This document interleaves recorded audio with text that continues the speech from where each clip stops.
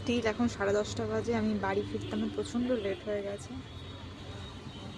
আমি ক্যাব নিয়ে ফিরছিলাম, রাস্তায় তো আর এক ঝামেলাই, আর সব পুলিশের চেকিংয়ে ক্যাব ড্রাইভারের লাইসেন্স কি আরসি ফারসি দেখছে, চেক করছে।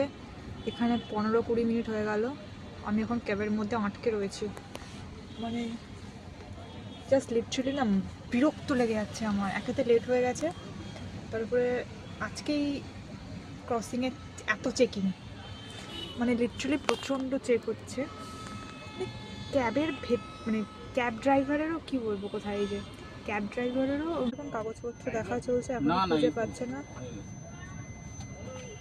তাড়াতাড়ি করুন না। ও গড, আমার সাথে এইসব হয়?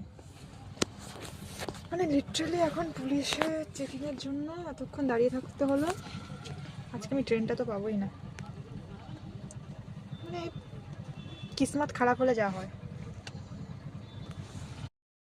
মানে লিটারালি কোন গান্ড হলে এরকম হয়? কেস দেওয়ার পরে বলছে মেরে को नहीं पता, मेरे मालिक को पूछना है, হ্যাঁ না না করে, মানে এখানে আধা ঘন্টা কাটিয়ে দিল। ও গড।